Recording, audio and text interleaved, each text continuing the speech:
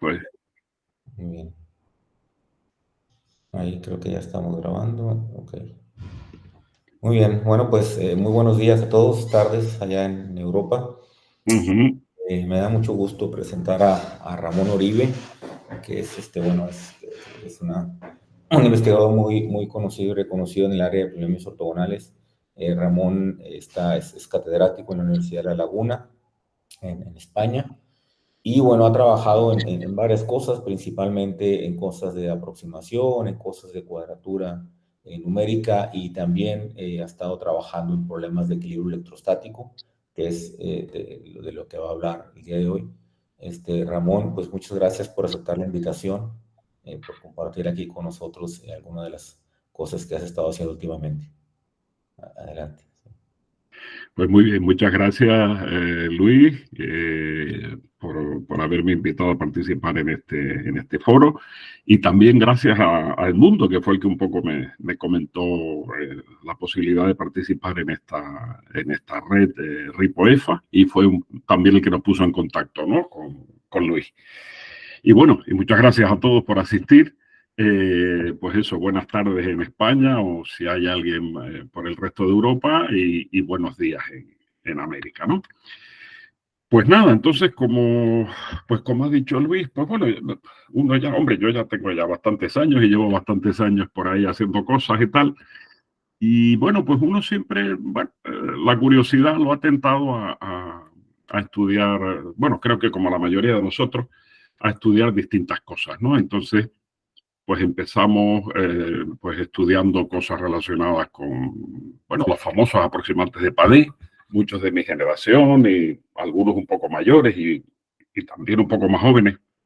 Empezamos con eso de los aproximantes de Padé, que son interpolantes racionales, y de ahí, como están íntimamente relacionados, pues también pasamos a estudiar los polinomios ortogonales, las fórmulas de cuadratura también, como bien dijo Luis. Y claro, para el estudio de la convergencia de estos fenómenos, por ejemplo, la convergencia de los de sucesiones de polinomios ortogonales, a la hora de abordar el estudio asintótico, pues bueno, se ha demostrado que una herramienta fundamental es la teoría del potencial logarítmico, en concreto la resolución de problemas de equilibrio o de energía mínima, ¿no? Entonces, claro, pues dado el interés de esa herramienta, pues ya muchos pues, pasamos a interesarnos por la herramienta en sí misma, sin necesariamente depender de la aplicación. Y entonces, pues, bueno, sobre todo en mi caso, pues a partir de más o menos bueno, la década del 2010, aunque ya antes había hecho algunos pinitos, pero a partir de la década del 2010, pues empezamos a estudiar más en concreto problemas de equilibrio para potenciales logarítmicos. Pues bueno, hicimos una serie de trabajos también con Andrei, con Joaquín, Joaquín de Granada. Incluso hicimos alguna, bueno, tuve, pues en fin, la enorme suerte de compartir en algún trabajo con Rachmaninoff y con algún otro así, bastante, en fin, importante.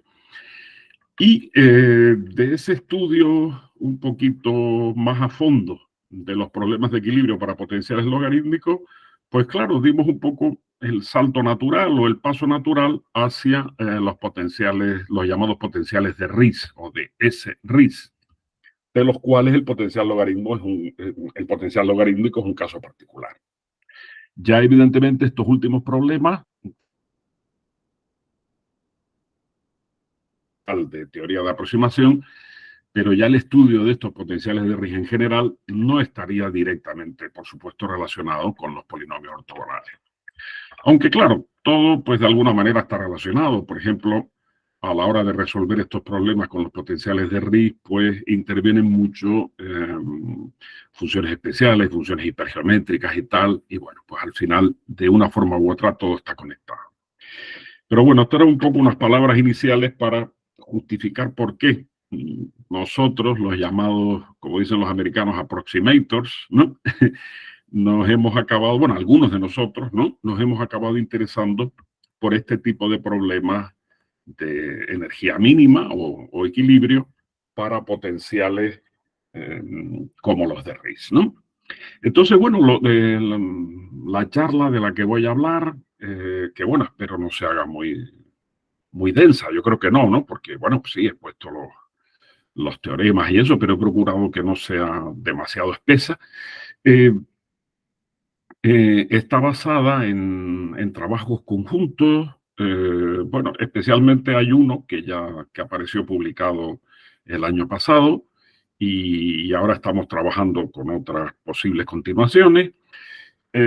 Son trabajos conjuntos como figura en la transparencia, con Peter Dragnev de la Purdue University en Indiana, con Edward Saff de la Vanderbilt University ahí en Nashville, en Tennessee, y con Fran Bielonski de la Universidad de Aix-Marseille en Francia.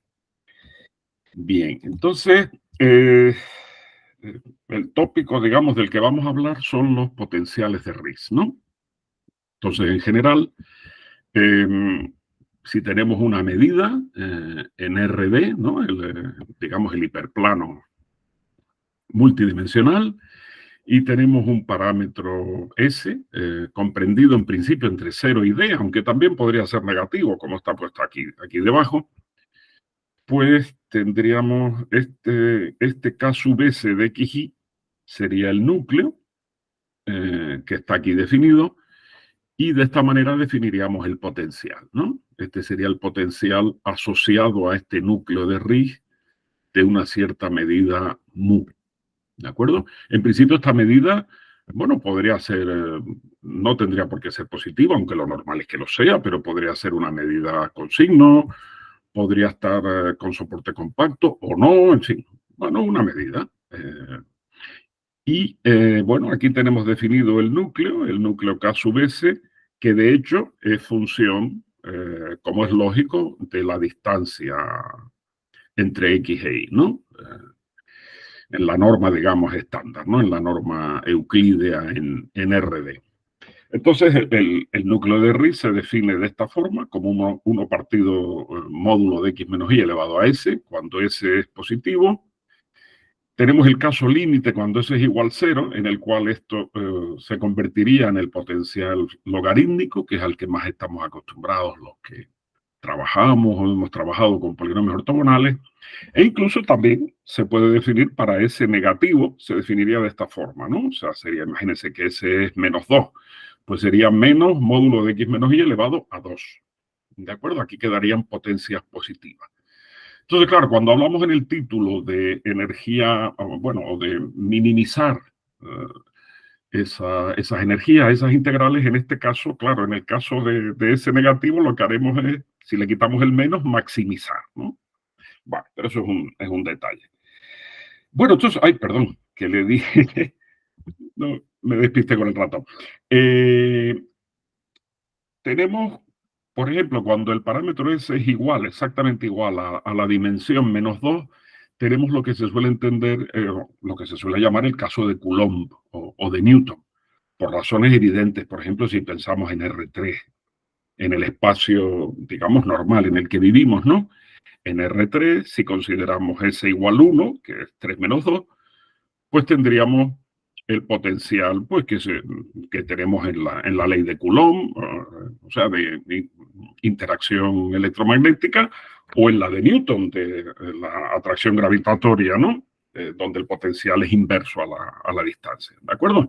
Este sería, digamos, el caso estándar, pero claro, luego pues, se ha estudiado y tiene aplicaciones en distintos campos, otros tipos de potenciales con diferentes potencias S, ¿no?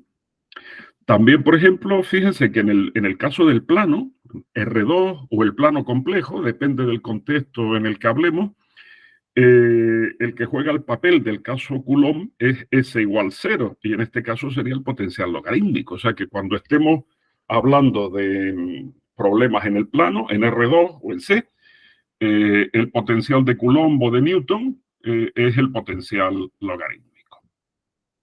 Bueno, Jesús, tengo la manía del ratón, disculpen, voy a acostumbrarme a la flechita, perdónenme, que esto es ya cosas de abuelete. Después tenemos, bueno, el caso en el cual el parámetro S está comprendido entre D-2 y D, es lo que, bueno, algunos llaman el caso de Robin o el Robin case. Bueno, en este caso, digamos que el núcleo ese es subarmónico.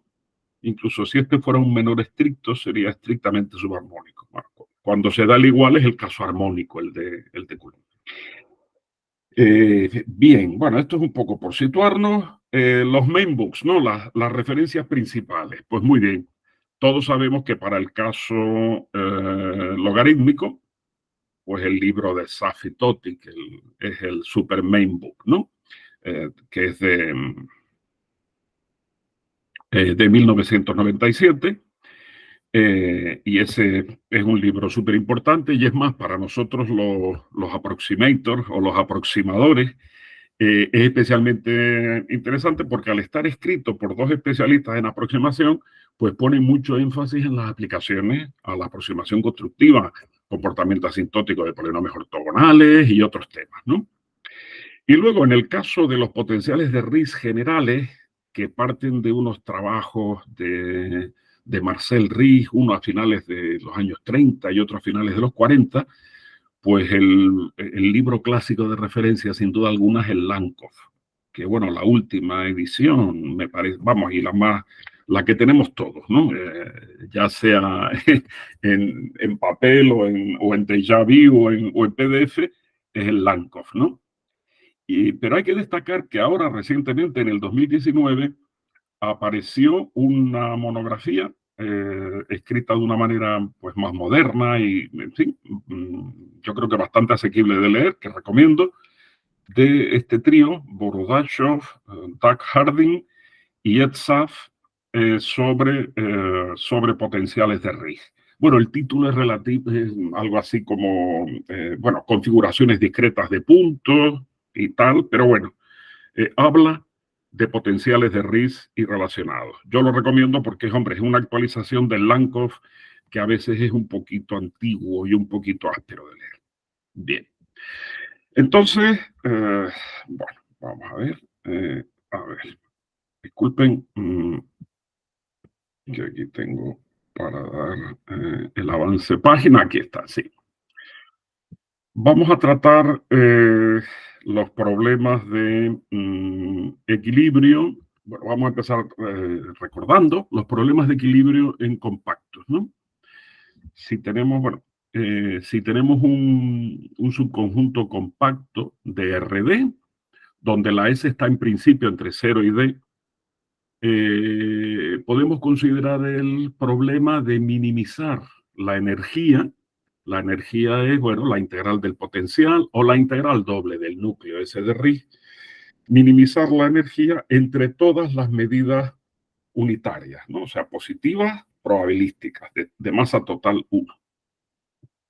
Bien, entonces llamaríamos medida de equilibrio o medida de energía mínima a la única medida que existe, mu sub k, la podemos llamar mu sub ks también, que minimiza a esta energía. ¿De acuerdo? Esa sería la medida de equilibrio del compacto.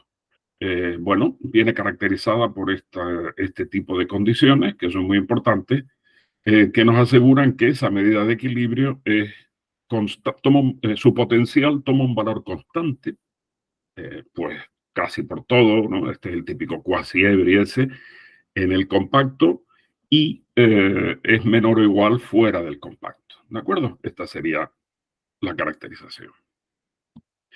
Bueno, por ejemplo, en el caso logarítmico, que es el que más conocemos, como digo, los que nos dedicamos a la aproximación y a los polinomios y estos temas, pues bueno, tenemos ejemplos, yo creo que son, este ejemplo, unos muy conocidos por todos, ¿no? Si el compacto K es un intervalo finito, ¿no? Un intervalo compacto AB de la recta real, pues su medida de equilibrio tiene esta forma, la típica forma, lo que se suele llamar la distribución arcoseno. Porque claro, en el caso típico ejemplar de que A es menos 1 y B es 1, pues aquí tenemos la raíz de 1 menos X cuadrado, pues, que como saben corresponde a la distribución arcoseno, ¿no?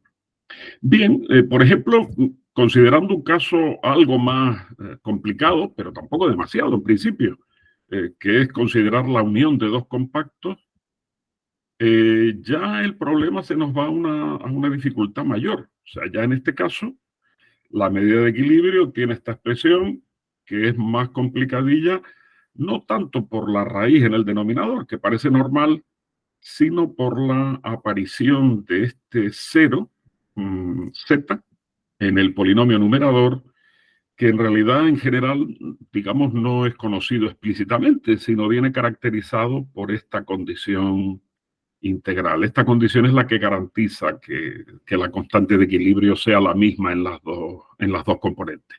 O sea que ya vemos cómo si nos salimos del clásico intervalo y lo complicamos un poquito, suponiendo la unión de dos intervalos, ya la cosa se complica considerablemente, ¿no? Pero bueno, todavía es, bueno, por supuesto, en el típico caso en el que estos dos intervalos tienen la misma longitud, pues digamos que habría simetría de los dos intervalos respecto al punto medio entre B y C. Y entonces en ese caso la simetría se respetaría y este punto Z sería ese punto medio. Pero bueno, en un caso general, pues, en fin, se sabe que se satisface esta propiedad, pero en general no se conocería explícitamente ese punto. Bueno, si consideramos el mismo problema, pero para ya potenciales de Riesz generales, yo me voy a referir siempre en esta charla a valores de S positivo. El caso de S negativo me referiré en algún momento y de hecho estamos estudiándolo un poco ahora, pero es bastante menos conocido.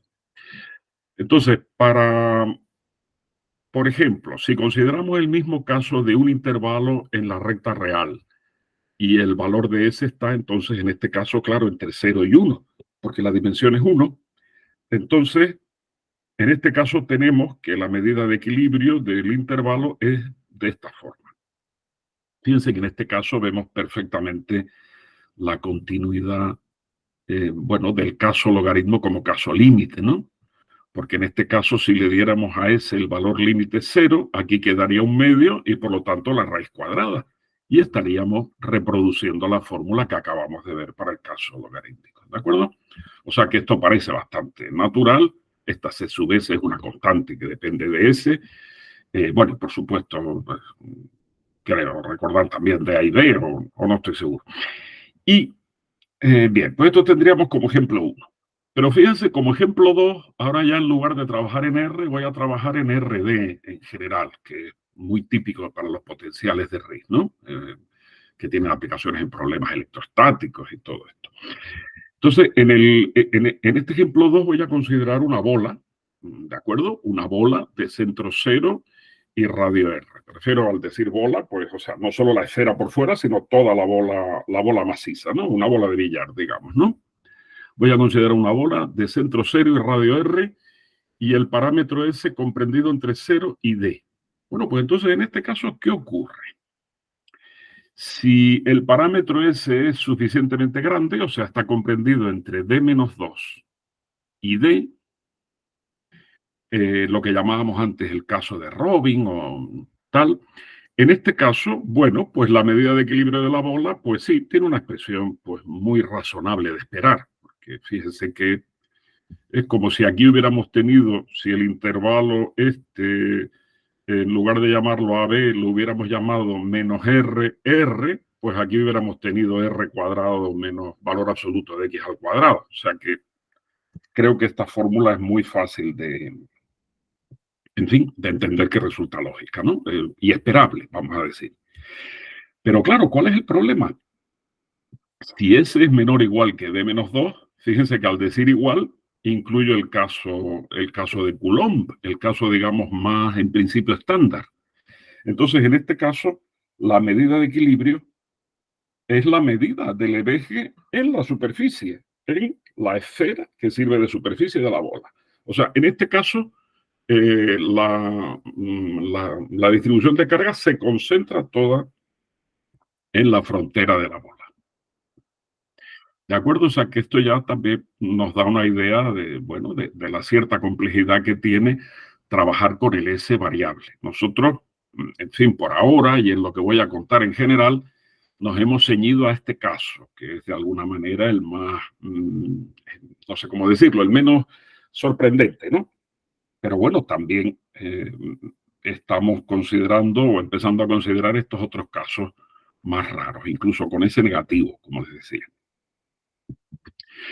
Bien, entonces, como les hablaba antes, al considerar la aplicación a polinomios ortogonales, aunque luego lo recordaré un poquito más específicamente, bueno, pues ustedes recordarán los que hemos trabajado con polinomios ortogonales respecto a medidas variantes. Variantes quiero decir que el peso va variando con el grado, o hemos trabajado con polinomios ortogonales, por ejemplo, en intervalos no acotados, con los correspondientes reescalamientos, o incluso los que hemos trabajado con aproximantes de Padé multipuntuales, quiero decir, interpolantes racionales, pero no de Taylor, usando un único nodo, sino usando muchos puntos, pues nos vemos obligados a trabajar, o sea, con todos esos problemas y algunos otros, o la gente que trabaja con polinomios discretos, pues nos vemos a considerar campos externos. Es decir, que no se trata ya solo de hallar la medida de equilibrio de un compacto sin mayor influencia que la repulsión mutua entre las cargas de ese compacto, sino ahora ya tenemos pues a lo mejor un cerrado, no necesariamente compacto. Es más, uno de los motivos de hacer esta extensión es que ese conjunto cerrado puede ser posiblemente en muchos casos no acotado. Entonces tenemos un cerrado, en general se les llama conductor, por eso de las cargas y tal, un conjunto cerrado sigma en RB, y tenemos, digamos, una función, vamos a decir, suave. Se le suele pedir que sea semicontinua inferior y alguna que otra cosa. En general, una función suave, incluso en muchísimas aplicaciones, es una función continua, con lo cual pues no hay mayores problemas. Que es la que jugaría el papel de campo externo, ¿de acuerdo? Puede tomar el valor más infinito, pero no puede tomar el menos infinito. Y entonces, lo que nos plantearíamos es un problema también de energía mínima. Lo que pasa es que la energía que minimizamos ahora es, digamos, la energía ponderada o la weighted energy. O sea, ya consideramos no solo la energía propiamente como antes, es decir, la integral del potencial en el conductor, sino tenemos que añadir este término debido al campo externo. ¿De acuerdo? Bueno, pues entonces, digamos, es un problema que es extensión del otro, pero claro, aquí las cosas se complican. O sea, en principio, pues uno se tiene que preguntar, bueno, pues esto existirá siempre, esta energía, esta medida de energía mínima, será única. Como estamos trabajando en un conjunto posiblemente no acotado, ¿el soporte de esta medida será compacto o no? Entonces, bueno, ahora vuelvo a eso, pero en fin, por recordar, antes hablé de por qué a los approximators nos interesaban estos temas. Pues bueno, ya lo he ido desgranando, pero en fin, aquí hay un pequeño resumen. Pues está el estudio del comportamiento asintótico de los polinomios ortogonales, desde los polinomios estándar, por ejemplo, ortogonales en un intervalo, hasta los discretos, hasta los polinomios ortogonales con respecto a medidas variantes, los polinomios ortogonales múltiples o del Hermite-Padé, etc. Esto relacionado con el estudio asintótico de interpolantes racionales, los aproximantes de Padé multipuntual, o los de Padé, o sea, o los de Hermite-Padé. El estudio del comportamiento asintótico de los polinomios de Heine-Stieltjes, que, bueno, que están claramente conectados con problemas electrostáticos. Los más sencillos de todos son los polinomios de Jacobi. Después tendríamos los polinomios de Heine, me parece que se pronuncia, y así sucesivamente. Y temas estrechamente conectados con estos, que nos han venido sobre todo dados desde el mundo de la física matemática o en fin, de la mecánica estadística, como la densidad límite de autovalores de modelos de matrices aleatorias, o el problema de estudiar el límite continuo de los toda lattice, bueno, incluso la teoría de solitones, en fin, hay un montón de aplicaciones. Y bueno, para todo esto, pues bueno, todo este boom, digamos, empezó con los trabajos súper importantes bueno, de gigantes, digamos, como Gonchar, Rachmaninoff, Mascar, Saf, Stahl y otros en la década de los 80, que luego han continuado, ¿no? En el caso de los potenciales de RIS, pues digamos que, bueno, al menos hasta ahora, las aplicaciones han sido fundamentalmente de tipo electrostático. Y en gran parte de la literatura, pues el conductor en el que se ha trabajado es una esfera. O sea, no la bola entera, sino su frontera, la esfera. Por ejemplo, pues en problemas de configuraciones óptimas de electrones, o sea, me refiero incluso a problemas discretos, ¿no? De configuración de puntos N a N, no ya el límite. En problemas de empaquetamiento, estos best packing, que también se conocen a veces como el problema de los dictadores hostiles, con lo de algo así como el área de influencia de cada dictador para que no se estorben. En fin, en estos problemas se trata de maximizar, digamos, la mínima distancia entre pares de puntos, también configuraciones óptimas de partículas en química, la nanotecnología, etcétera, etcétera. Bueno, de esto, pues, no sé, gente como Peter Drucker y eso saben mucho más que yo, ¿no? Yo, pues, me limito más o menos a repetir lo que ellos suelen contar. Bueno, pues entonces dijimos, en el problema este, donde ya hay un campo externo Q, nos preocupaba un poco las condiciones generales, o sea, cuando existe la medida de equilibrio, si es única, en fin, si su soporte es compacto o no.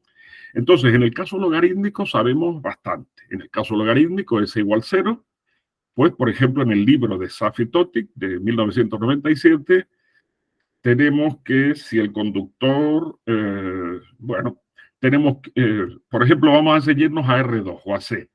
Si el campo externo es una función que satisface que es semicontinua inferior, eso pues no hay problema, en general es lo que se pide.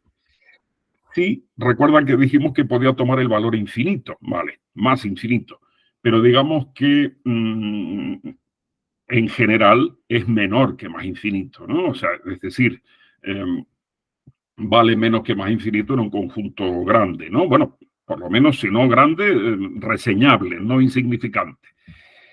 Y esta es la condición quizá más importante. En el caso de que el conductor sea no acotado, que es lo más frecuente, el campo externo crece, digamos, más rápido que el logaritmo del módulo de x en el infinito, pues entonces en este caso, que se llama en la terminología del libro de Saf y Totic un caso admisible, pues existe una única medida, mu sub q, aquí a la mu, en lugar de ponerle como apellido, digamos, como subíndice, el nombre del conductor, le ponemos el nombre del campo externo al que acompaña, ¿no?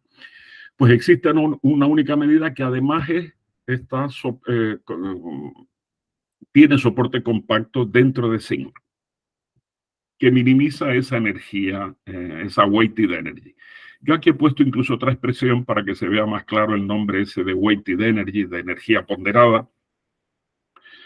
Pues lo típico en la literatura, Q es el campo externo, pues se suele llamar peso a la exponencial de menos el campo externo. Entonces, utilizando el peso y las propiedades elementales del logaritmo, esta integral, que es la que nosotros, este funcional energía, que es el que nosotros dijimos que había que minimizar, se expresa fácilmente así y se expresa de esta forma. O sea, fíjense que aquí, de alguna manera, lo que estamos indicando es que, de alguna manera, no todos los puntos del intervalo, por así decirlo, tienen el mismo peso. ¿Lo ven? Digamos que la distribución está afectada por distintos pesos, ¿no? Es otra manera de verlo. Es la acción del campo externo sobre ese intervalo, bueno, o ese conductor. Además, sabemos que esta medida de equilibrio está caracterizada por estas condiciones que se conocen como las condiciones de Frostman.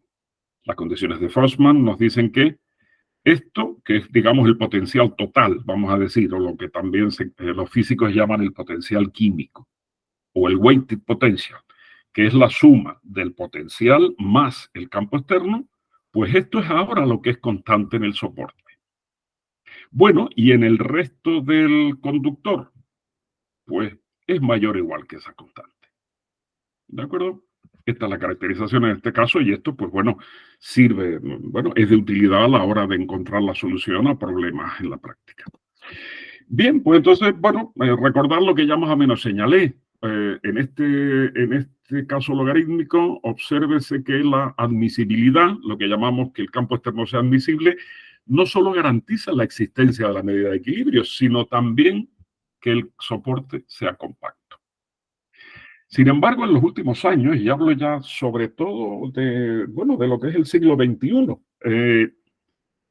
pues cada vez han ido apareciendo más casos interesantes, digamos, casos fronterizos, en los cuales la medida de equilibrio todavía tiene su existencia garantizada, pero el soporte no tiene por qué ser necesariamente compacto. O sea que de alguna manera han ido apareciendo casos en los que separamos estos dos conceptos que en el entorno de la admisibilidad parecían estar unidos.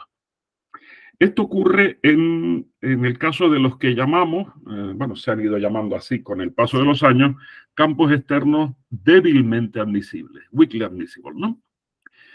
En este caso, la condición que verifican es que el límite en el infinito de q de x menos el logaritmo del módulo de x no es necesariamente más infinito, sino, bueno, por lo menos que esa igual a una cierta constante, desde luego estrictamente mayor que menos infinito. ¿De acuerdo? Este sería el caso débilmente admisible. En este caso, la compacidad no está garantizada a priori. Es más, en muchísimos ejemplos que se conocen, la medida no tiene soporte compacto. Pero aún así es posible. Entonces, por ejemplo, hay de los primeros trabajos fue uno de Simeonov de 2005, hay otros también del francés Hardy, vamos, digo Hardy porque es Adrien Hardy, es de Francia. Y de él, junto con Arnaud, entre otros, no muchos, pero unos cuantos más. Pues en estos consideraron campos de este estilo, campos externos débilmente admisibles, pero yo creo que en todos los casos, o si no en la inmensa mayoría, el soporte al final no era compacto, era pues a lo mejor, pues no sé, todo R o todo R2 o un semiplano entero o algo así. Sin embargo, pues bueno, espoleados un poco por esta cuestión, pues en un trabajo, bueno, relativamente reciente, junto con Joaquín y con Frank Bielonski, nosotros proporcionamos una clase bastante amplia, bueno, de hecho, súper infinita, vamos, de campos externos débilmente admisibles que sí tienen medidas de equilibrio con soporte compacto. Lo que pasa es que, digamos, en este caso, demostrar eso es un poquito más sutil. ¿De acuerdo? Bien. ¿Qué hay en cuanto a las condiciones generales para el caso de RIS, para el caso general de RIS con S mayor que 0? Pues aquí la verdad es que se sabía hasta ahora, y yo, bueno, en parte, bueno, por humildad, pero reconozco una cierta responsabilidad por haber inoculado el virus a Peter Dragnev y a algún otro compañero más cuando los visité allí en Estados Unidos, un poco haberles inoculado el virus de considerar estos problemas con conductores no acotados, dado que la mayoría de las veces en RIS se trabajaba en esferas o en bolas, ¿no? Bueno, pues entonces, ¿qué tendríamos? Tenemos sigma, que es un conductor posiblemente no acotado en RD. El problema sería encontrar una medida, bueno, probabilística, unitaria, MUQ, soportada en sigma, que minimice esta energía total, esta energía ponderada. Entonces, bueno, por supuesto, es fácil de ver que si nuestro campo externo no ya es que tienda a infinito más rápido que el logaritmo, como en el caso del potencial logarítmico, sino simplemente tienda a infinito, es muy fácil que con estas condiciones prácticamente podemos repetir punto por punto la demostración que hay en el SAFI-TOTIC y podemos comprobar que la medida de equilibrio existe y además su soporte es compacto. Pero claro, ¿cuál es el problema? Que para estos potenciales esa condición no es óptima, ni muchísimo menos. Entonces, como ejemplo, tenemos un trabajo previo nuestro con David Benko y con Peter Dragnev, de 2020, en el cual pues encontramos una infinidad de ejemplos en los que esta condición no era necesaria. De hecho, eran ejemplos en los que este límite valía cero. Y lo hicimos en una dimensión. ¿De acuerdo?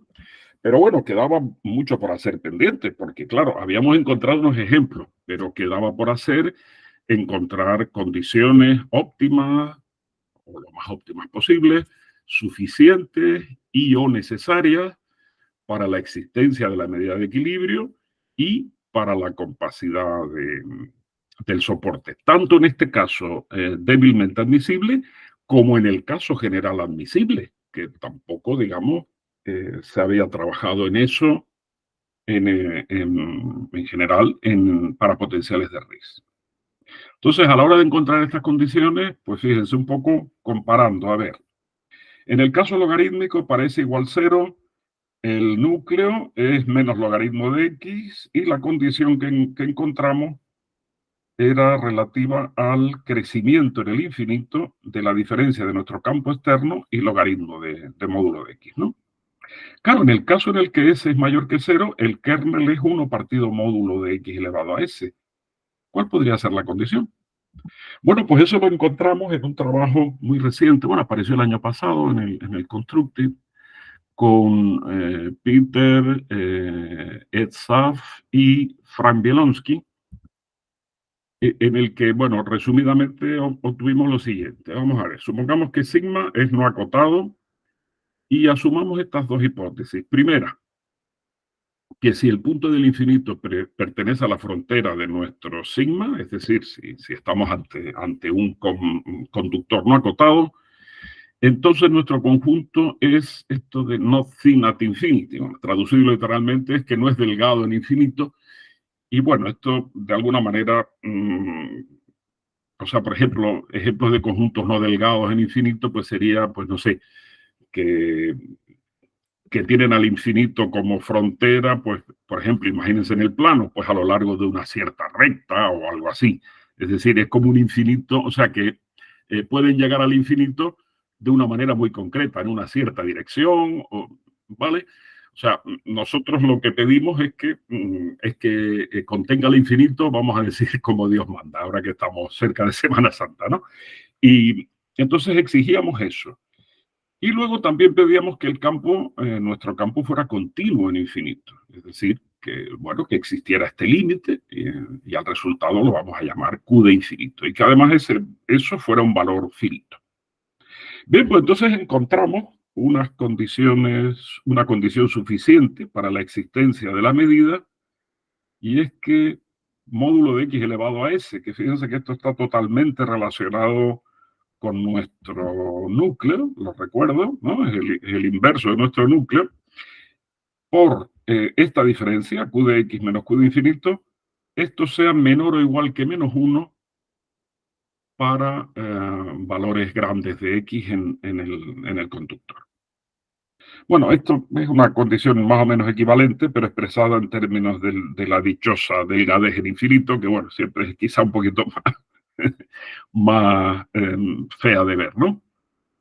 Bueno, pues teníamos esta condición suficiente. Luego también encontramos una condición necesaria para que el soporte fuera no acotado, ¿no? Para saber que el soporte no va a ser acotado. O sea, que la medida de equilibrio va a existir, pero el soporte no va a ser acotado. Y era que el límite del campo externo en el infinito fuese finito y que este límite, el mismo de antes, fuese igual a menos 1. No menor o igual que menos 1, sino en concreto igual a menos 1. Si era exactamente igual a menos 1, el soporte sería no acotado. Y bueno, también encontramos que también es interesante una condición suficiente para la no existencia de la medida de equilibrio, o sea, para poder afirmar categóricamente que no existiera la medida de equilibrio. Y está en términos de esta condición que está aquí. Claro, todo esto es relativo, la mayor parte de los casos, para este caso, el caso en donde S está entre D-2 y D. Ya digo que uno de nuestros objetivos actuales es ampliar ese espectro, ¿no? Bueno, aquí tenemos distintos ejemplos por ilustrar de campos externos su comportamiento cuando nos acercamos al infinito. Fíjense que son campos externos atractivos, ¿no? O sea, esto es negativo, y entonces son campos externos que se mueven desde valores negativos hasta cero, se acercan a cero en infinito. Pues fíjense, por ejemplo, el campo azul, como ven, tiene un decrecimiento poco, digamos, poco pronunciado. O sea, perdón, tiene un crecimiento poco pronunciado, ¿no? Cuando nos acercamos al infinito. Pues este no va a ser capaz de confinar ninguna medida. O sea, para este campo externo no va a haber solución, no va a existir medida de equilibrio. El campo pintado en negro tiene ya un crecimiento más acusado. Este sí va a ser capaz de que haya una medida de equilibrio, pero esa medida de equilibrio no va a ser acotada. O sea, su soporte no va a ser acotado, perdón. Y finalmente el campo rojo, que tiene, digamos, un crecimiento mucho más acusado, ¿no? No sé cómo decirlo, la pendiente es mucho más acusada cuando nos vamos acercando al infinito. Este sí que va a ser capaz de confinar a la medida de equilibrio en un soporte compacto. ¿De acuerdo? Un poco por ilustrar lo anterior. Bueno, pues seguimos dentro de... seguimos en el caso RIS y vamos a considerar el caso particular que es frecuentísimo, en el cual el campo externo es el potencial de una medida. Por ejemplo, están casos típicos en los que esta medida puede ser una delta de Dirac, una delta de Dirac o una menos delta de Dirac, digamos, o sea, una en el sentido de si es positiva, pues sería una carga atractiva, repulsiva, y si es negativa, una carga atractiva, ¿no? Este es un caso muy típico y muy estudiado. Bueno, pues mu sería una medida, como digo, con signo, no necesariamente positivo, puede ser positiva, negativa o tener partes positivas y partes negativas, soportada fuera del hiperplano conductor, ¿de acuerdo? Con masa finita. Y bueno, pues las condiciones que vimos en los anteriores teoremas se traducirían en que si la masa total, digamos, de esta medida es menor o igual que -1, habrá una única medida de equilibrio. Y si, más aún, si no es ya que sea menor o igual, sino que es estrictamente menor que -1, estaríamos en el caso admisible. Y en este caso el soporte, o sea, no solo la medida existe, sino que además su soporte está garantizado, que es compacto. Bien, pues también podríamos estudiar el caso débilmente admisible, es decir, fíjense que acabamos de ver cuando la masa total de esa medida es menor o igual que -1 y cuando es estrictamente menor. Pues claro, queda por ver cuando es igual a -1.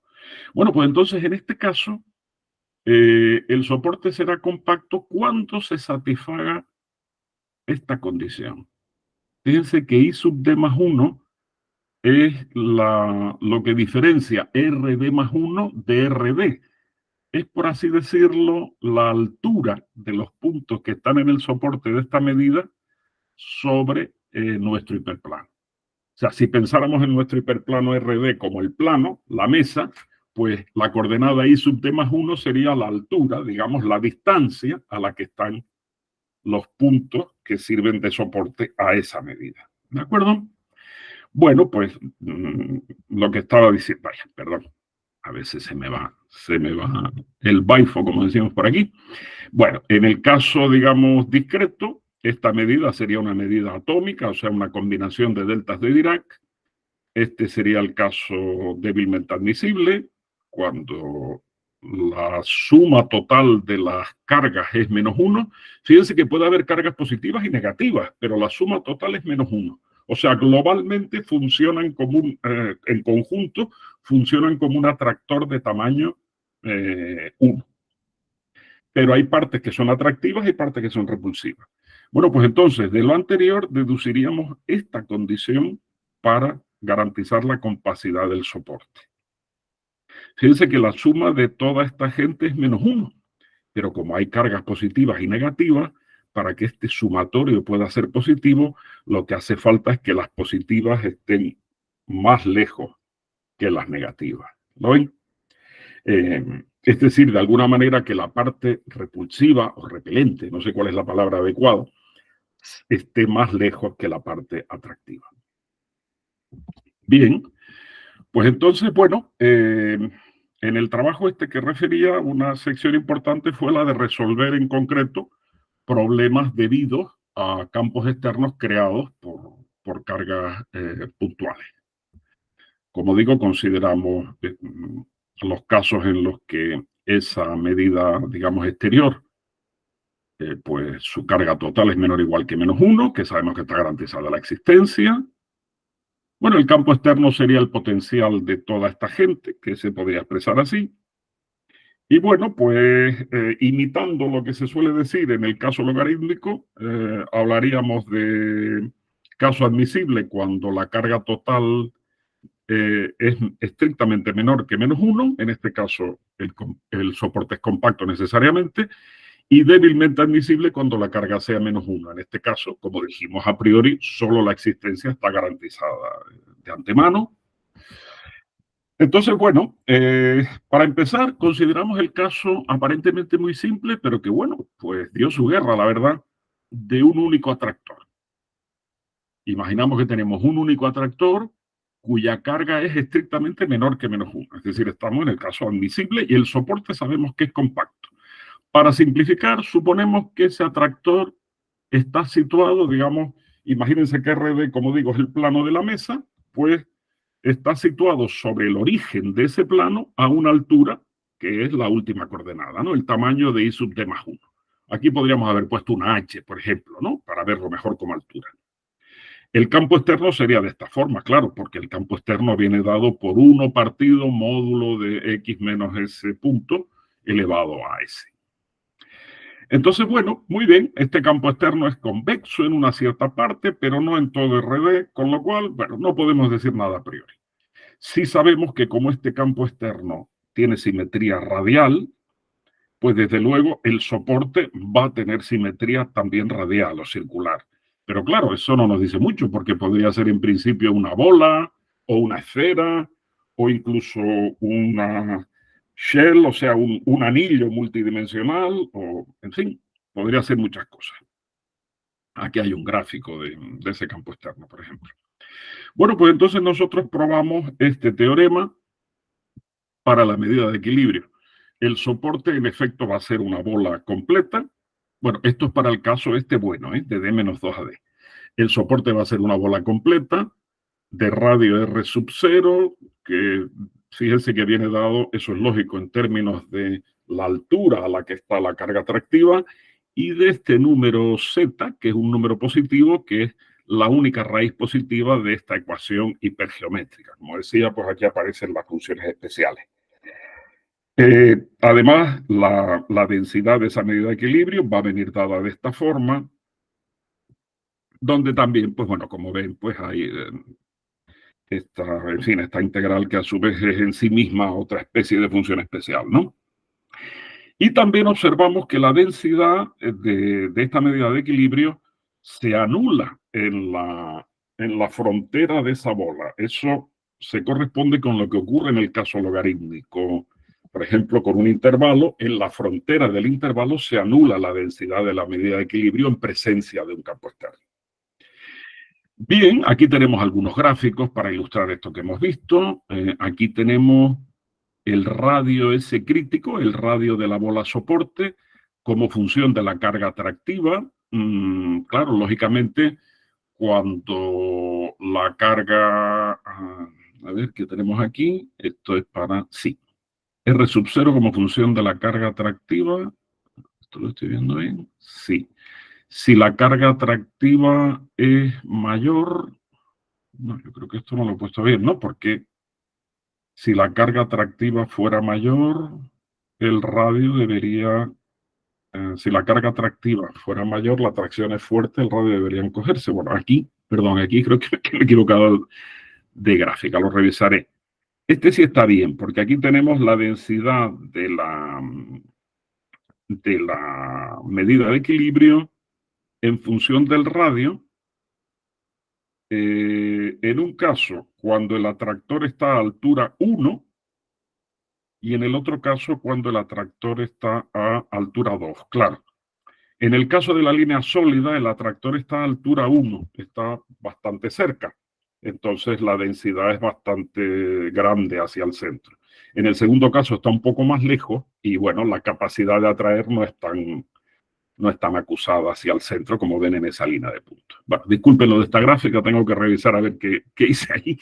Bueno, ¿qué hay del caso débilmente admisible? Pues bueno, consideramos el caso en el que K es igual a 2 y tenemos un par atractor repelente, ¿de acuerdo?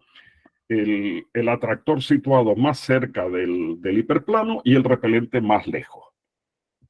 Y la carga total negativa es -1.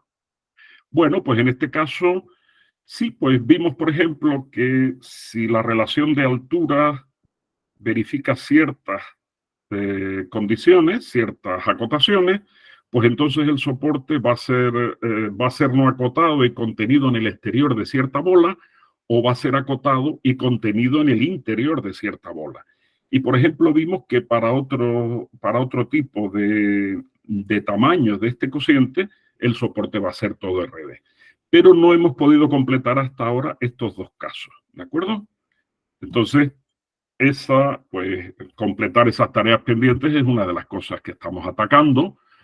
Tenemos la conjetura de que en el primer caso el soporte es precisamente el complemento de una bola, o sea, no es que esté contenido en el complemento de una bola, es que es precisamente el complemento de una bola, y en el otro caso, pues es una bola. Y también tenemos pendiente considerar campos externos mucho más generales y también, digamos, conductores no acotados de tipo mucho más general, por ejemplo, también del tipo semiplanos o semiespacio. Bien. Y bueno, para finalizar, quería comentarles que también estamos trabajando en un tipo de problema que es el del anillo, que lo he mencionado ya alguna vez, ¿de acuerdo? Sería un anillo en R2 y en dimensiones más altas podría ser un anillo multidimensional, una ring o shell, también lo llaman, ¿no? Entonces, en este caso, nosotros sabemos que si S es menor o igual que D-2, el caso no bueno, digamos, la medida de equilibrio es la medida del eje, digamos, la medida de superficie sobre la frontera exterior. Y en el caso bueno, entre comillas, el soporte sí es todo el anillo y sabemos el comportamiento que debe tener esa densidad en los dos bordes, ¿de acuerdo? El comportamiento asintótico. Pero es un problema totalmente abierto. Aquí, por ejemplo, gracias a la cortesía de Rob Womersley, que es un autor, un matemático australiano que trabaja mucho con Ed Saf, pues nos dio algunos experimentos para un anillo en dimensión 2, lo que entendemos por anillo, ¿no? Para simular lo que ocurre con la medida de equilibrio, pues tomamos, digamos, configuraciones discretas de puntos. Entonces, él parte de, pues no sé cuántos puntos iniciales, 1000 creo que pone aquí, 1000 puntos elegidos de manera aleatoria en el anillo, ¿de acuerdo? Y luego, para minimizar lo que sería su energía discreta, que en lugar de una integral sería un sumatorio enorme, pues va aplicando iteraciones, pues no sé, yo creo que el método es del gradiente conjugado, ¿no? Entonces, por ejemplo, a ver, en el caso S igual 0, en el caso logarítmico, sale exactamente lo que nosotros sabemos por teoría. Todas las cargas se van a la frontera exterior. Perfecto. Pero, por ejemplo, en el caso en el que S es igual a 0,1, se separa algo ya del logarítmico, ya vemos que la mayoría de las cargas están en la frontera exterior, pero ya hay algunas que se sitúan en medio, incluso en la frontera interior. Y ya, por ejemplo, en el caso S igual 1, ya se ve que hay mucho mayor equilibrio. ¿Lo ven? Fíjense que S puede variar entre 0 y 2, ¿no? Pues cuando S es igual a 1, pues más o menos ya hay un reparto mucho más claro de las cargas, ¿de acuerdo? Pues bueno, como insisto, este es un problema incluso estéticamente bastante bonito y que desde luego sigue abierto. Y bueno, en fin, lamento si, bueno, al final me he enrollado como una persiana, pero bueno, muchas gracias a todos por su atención. Y nada más. Muchas gracias, Ramón, por la charla. Pues tenemos espacio para preguntas. ¿Alguien tiene alguna pregunta? Edmundo, ¿estás en mute? Sí, ¿Estás listo? Ajá. Sí, sí, ¿me oís? Te sí, escuchamos. claro, claro, perfecto. ¿Qué tal? Vale. ¿Qué Nada, tal? ¿Qué hay? bueno, ¿Cómo muchas estás? gracias, Ramón. Súper interesante. La verdad que tengo ahora más preguntas. Tengo un montón de preguntas. A ver, porque el enfoque este electrostático es bastante diferente del que yo he trabajado. Mm, Entonces, o sea, si lo he entendido bien, lo que busca, o sea, este potencial de Ritz, digamos, forma parte, entre otras cosas, de una energía que tú quieres minimizar, que es la IQ esta del principio, ¿no? efectivamente, sí. Efectivamente, sí, Vale. sí. Claro, Y es que has la comentado energía, digamos, por así decirlo, sería la suma, o sea, la integral de todos los potenciales, vamos a decir, ¿no? eso Efectivamente. es, ¿no? Algo así. Entonces, si te fijas en el caso de RIS, por ejemplo, lo que yo dije, en R3, en el espacio en el que vivimos, me Sí, refiero al margen de otras cosas cuánticas o relativistas, me refiero el R3, lo que vemos, ¿no? sí. Pues ahí, digamos, el caso típico sería el caso de Coulomb o de Newton, que es simplemente 1 Ujú, partido módulo de X menos Y, ¿no? Ese sería el caso al que estamos acostumbrados, no sé, la electrostática clásica, todo esto de Maxwell y todo eso, ¿no? ujú. Claro, pero bueno, tienen interés para muchas aplicaciones otros valores, digamos, de ese exponente. Ah, sí, Vale. sí, Y dime, ha sí, habido un momento que has comentado que, bueno, o sea, que las figuras que has puesto ahora a lo último, en realidad esos puntos sí, es en R2, eso, ¿no? sí, es que bueno, para hacer un dibujo así más o menos, perdón un segundo para levantar esto otra vez, ahí. Se está Sí, viendo, ¿no? Sí. sí, Sí, sí. Eh, Mira, sí, la idea era, bueno, nosotros estamos, digamos, intentando buscar cuál podría ser la distribución del anillo. Entonces, bueno, un poco para hacernos una idea, decimos, bueno, pues vamos a ver qué pasa en el caso más sencillo, o sea, digamos en R2, ¿no? O sea, un Mm, anillo normal, o sea, en el plano, ¿no? ujú, Entonces, bueno, hemos considerado ese anillo, eh, perdón, este anillo, ¿no? Por ejemplo, el radio interno es 1 y el radio externo es 2, me parece. ujú. Y entonces dijimos, bueno, pues para tener una idea de lo que pasa en el continuo, que es lo que estamos buscando, vamos a ver lo que pasa en el discreto. Es decir, dicho de otra forma, Vale. vamos a ver. Sí, sí. Fíjate, o sea, ves, ¿no? O sea, en lugar de considerar la integral doble de, bueno, de todos esos núcleos, ¿te acuerdas, no? De 1 partido módulo de X menos Y elevado a S y tal, ¿no? Pues sería el sumatorio doble de todo Claro. eso, ¿no? Entonces, pues imagínate, en principio, bueno, esto es lo que ha hecho este hombre, Rob, que es Lo pues, entiendo. O es sea, muy, y muy buen una pregunta, especialista, o ¿no? sea, esto en Sí. realidad no tiene por Ujú. qué ser, o sea, quiero decir, porque en el caso, por ejemplo, que yo trabajo, las Sí, posiciones de equilibrio son las posiciones de los ceros de los polinomios ortogonales. Aquí claro, realmente claro. no es eso. No, no, claro, aquí Aquí es otra efectivamente, cosa. no. Vale. Claro, claro, yo el equilibrio del que partí por el trabajo fue ese, ¿no? El de los polinomios ortogonales en un intervalo, por ejemplo, ¿no? Efectivamente. Ujú. Claro, esto ya es, digamos, hombre, es parecido porque son las posiciones de equilibrio, digamos, en un compacto, y en lugar de considerar como el potencial debido al núcleo logarítmico, pues consideramos un Sí, potencial debido a un núcleo de tipo, pues, vamos a vale. decir, RIS. Ya, que ahora sí lo entiendo más. Y Bueno, una última pregunta. ¿Esto sí, tiene validez en el plano complejo, sí, realmente? claro, claro. De hecho, hombre, claro, ¿qué es lo que pasa? Aquí un poco depende del contexto, ¿no?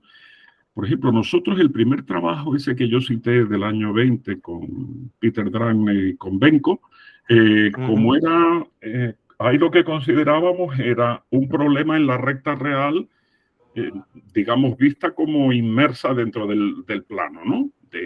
Ujú. Podríamos haber trabajado con R2 o con C, la verdad es que hubiera dado igual, o sea, el formalismo que hubiéramos utilizado, ¿no? Pero bueno, ahí consideramos que teníamos, o sea, el conductor era la recta real y poníamos una carga fuera de la recta real. Esa carga era, digamos, un atractor y veíamos si era capaz de crear un soporte compacto, etcétera, ¿no? Y la verdad es que ahí, en ese momento, pues pusimos el formalismo de C, pero en realidad, por así decirlo, no utilizábamos cuentas propias de C, me refiero, toda la técnica analítica derivada del análisis complejo, que sí se utiliza para potenciales logarítmicos. Aquí, en realidad, para potenciales de Riesz, pues en realidad hubiera dado lo mismo trabajar en C que en R2, ¿no? Y por eso, de hecho, pues estamos trabajando en general, como hacen la mayoría de los autores, en RD, ¿de acuerdo? Entiendo. O sea, pero bueno, de Es todas muy formas, general, entonces. claro, Sí, porque sí, es sí, que sí. al perder ya, digamos, porque claro, en el caso logarítmico tienes muchas cosas, ¿no? Tienes pues a ver, el potencial, digamos, complejo, ¿no? O sea, la función compleja cuya parte real es el Sí, potencial, ¿no? Pues el exponencial. potencial complejo es la menos la derivada de la función de Markov. Entonces puedes aplicar toda esa teoría analítica de variable compleja, ¿no? Entonces, en el caso Riesz, eso no tiene contrapartida, por lo tanto, bueno, en el caso Riesz casi que en general, lo llames C o lo llames R2, en realidad te estás trabajando con la mecánica, con la maquinaria de R2 o de RD en general, ¿no? ¿De acuerdo? Entiendo. Sí. Vale, vale, vale, vale. Nada, muchas gracias. Nada, gracias a Fenomenal. ti. Gracias a ti, encantado. Muy Gracias. bien. ¿Alguien más tiene preguntas? Alfredo. Alfredo, ¿qué tal, Alfredo? Sí, Estás en mute también. sí, Alfredo, yo creo que puedes hablar, ¿no? Sí. Sí, perdón, que tenía el micrófono cerrado, me No, parece. vale. Sí, Ahora me oís, sí. ¿Qué tal? Muchas gracias. No, una pregunta. En las simulaciones sí, estas del final que sí. ponías, justo la que has enseñado, pones como puntos aleatorios en el anillo, pero luego las simulaciones que ha hecho este hombre, la distribución parece Claro, sí, o sea, tener... es que él creo que aplica, y yo es que estas cosas no entiendo mucho, pero claro, como él quiere minimizar, o sea, un sumatorio, imagínate, pues todas las sumas, bueno, la suma de todas las distancias entre, yo qué sé, 1000 puntos o después hizo algún ejemplo con 10.000, elevado a no sé cuánto, pues eso, claro, sale como 1000 por 1000 menos 1 partido por 2 o algo así, no sé, tú sabes, ¿no? Claro, Sale una cantidad brutal, ¿no? Y entonces creo que aplica un método de estos de optimización, tipo gradiente conjugado, para ir haciendo, digamos, un algoritmo de reemplazo, ¿no? Y entonces ver cómo van cambiando los puntos ¿no? Entonces, por ejemplo, él parte, imagínate, de estos puntos, ¿no? Entonces luego, para S igual 0, hace, por ejemplo, no sé si aquí está puesto. Vale, pero es que esa es la configuración. Claro, lo estaba entendiendo mal. Creí que era... Claro, O sea, creí que le estaba partiendo de una configuración con mucha simetría, que es lo que sale al final. efectivamente, claro. Pero entonces ya luego, dependiendo, bueno, para este exponente, para el exponente 0, para el caso logarítmico, hacía, imagínate, 1000 simulaciones, 100.000 simulaciones, no sé ni cuántas, no, tal. Y entonces veía que efectivamente en este caso, que es el logarítmico, como cabe esperar en la teoría, se iban todas las cargas al exterior, ¿no? Porque aquí, claro, es que hay tal, digamos, amasacotamiento que no sé los Claro, puntitos, ¿no? claro, pero Y esta es la configuración final, si quieres. Claro, final, claro. lo estaba Sí, entendiendo al revés. Creí que él partía de una configuración muy no. regular y Sí, luego es final después de no sé cuántas iteraciones. iteraciones. No me acuerdo cuántas son, pero deben ser un montón. Entonces, por ejemplo, en el caso ya en el que ese es 0,1, que según la teoría ya el soporte no va a ser solo la frontera exterior, sino ya va a ir llenándolo todo, pues ya se ve como, hombre, pues algunas cargas se atreven a meterse dentro. Te fijas, vale, la mayoría siguen estando por fuera, pero algunas, ¿no?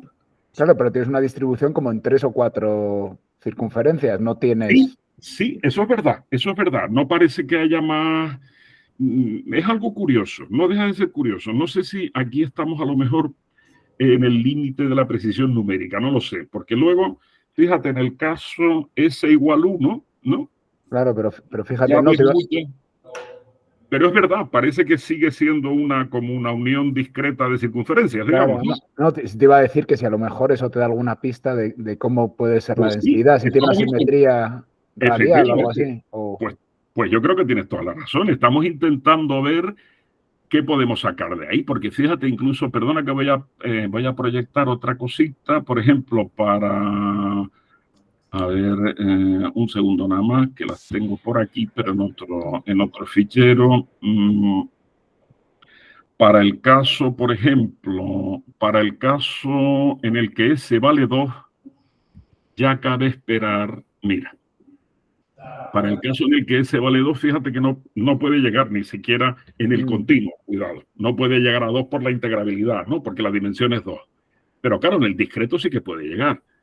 Entonces, en teoría debería tender a la distribución uniforme en todo el anillo. Y sí que parece que tiende, ¿no? Esto sí que parece que se parece a la distribución uniforme, ¿no?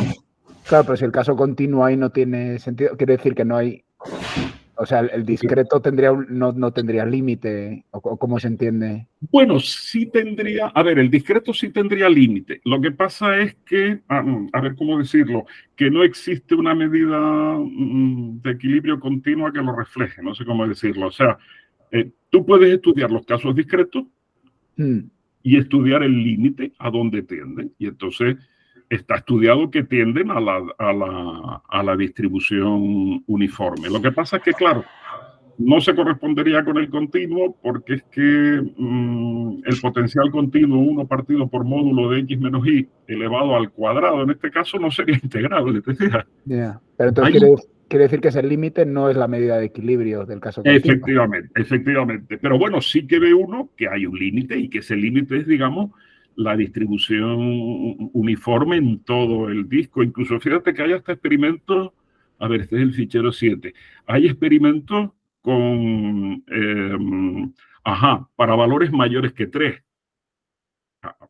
O sea, si para 2 no hay integrabilidad, imagínate para 3. Pero claro, tú puedes seguir haciendo experimentos a ver dónde van los puntitos.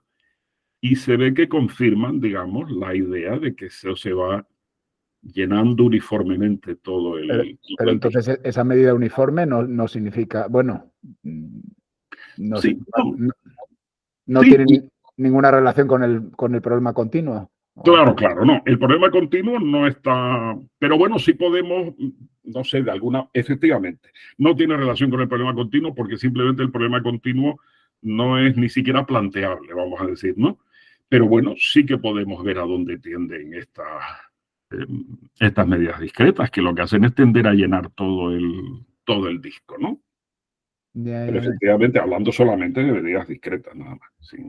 Claro, no, lo único, bueno, o sea, a ver, lo que quería decir, ya no me enrollo más. No, sí, te entiendo bien, sí. Claro, no, pero, o sea, hay una cosa buena y mala, o sea, en el sentido de que a lo mejor las simulaciones te dan información sobre el caso continuo, pero a lo mejor, pero el hecho de que el límite de los casos discretos pueda no tener nada que ver con el continuo, a lo mejor exista también. Por supuesto, o sea, el problema con las simulaciones es el de siempre, ¿verdad? Que ayudan, pero igual en algún caso te pueden traicionar, ¿no? Porque claro, por ejemplo, en este caso, fíjate, nosotros sospechamos, voy a volver a poner esto, bueno, alguno de estos, bueno, de los anteriores, por ejemplo, a ver, este que había puesto aquí, había puesto el 1, no, el 0,1, ¿no? Tú ves en el 0,1. Nosotros creemos que el orden de la singularidad, digamos, el orden del infinito en ambas fronteras va a ser el mismo para la medida de equilibrio continua. Eso podría indicar que se va a producir la misma acumulación, el mismo agolpamiento de puntos en las dos fronteras, ¿no? Y sin embargo, fíjate cómo se ve que aunque las dos fronteras se van llenando más, incluso comparativamente que a lo mejor zonas intermedias, desde luego la frontera exterior se llena mucho más rápido, vamos a decir, ¿no? Claro, eso puede ser debido porque, claro, aquí estamos hablando también, estamos entrando en límites de la precisión numérica, porque, claro, a lo mejor en la densidad esa de equilibrio no solo van a estar esos términos que afectan a la frontera y producen esas singularidades, sino también hay otras partes. Y esas partes pueden también tener un cierto comportamiento cuando ese varía entre 0 y 2, que camufle el otro. O sea que, efectivamente, como tú dices, y yo creo que todos los que trabajamos en esto ya lo sabemos, ¿no? Los números no se sabe si ayudan o engañan más, ¿verdad? Sí, O sea, sí. No, y además la simulación puede tener sus propios problemas. Sus vicios y sus límites de precisión y sus cosas, ¿no? Lo que pasa es que, claro, sin hacer algún experimento numérico, también es verdad que es difícil sobrevivir claro. Y que se le ocurra a uno algo, pero es verdad que a veces son más engañosos de lo que ayudan, ¿no? Ahí, bueno, este hombre es un especialista, yo desde luego soy muy malo para esto, ¿no? Pero bueno, él pues amablemente hizo estos dibujos y bueno, pues vamos a ver si eso nos alumbra un poco y a ver si logramos encontrar esa expresión de la densidad de equilibrio y esa expresión es más o menos tratable, porque esa es otra. Existir existe, pero igual es un pedazo de serie, en fin, que ni siquiera se le puede hincar el diente con una hipergeométrica o algo así, sino en fin, claro. Sí, una nueva función especial terrible. Sí. Por eso, o sea que... Pero bueno, estamos metidos en eso, ya digo, yo un poco quería explicar eso. Bueno, ¿y por qué este tío que estaba con polinomios y tal se ha metido a...? Pues bueno, un poco viene de eso, ¿no?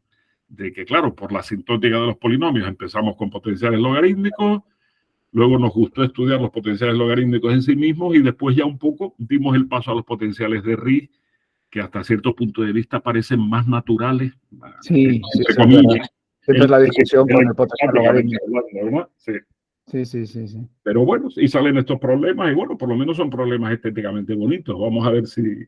y que son fáciles de contar, porque esta es otra cosa que me gusta. O sea, esto se lo puedes contar tú. Bueno, yo de hecho lo he hecho, igual si estuviera aquí diría sí, maldita Laura, pero bueno, yo se lo conto a mi mujer, más o menos. Y entonces ella aparentemente lo entiende, porque claro, tú le hablas de una carga que atrae, que si atrae fuerte es capaz de concentrarlas todas en una sola pequeña. O sea, eso parece que se entiende, por lo menos uno cree que se entiende. ¿Qué vas a decir a un estudiante de doctorado? Pero eso ya lo joven.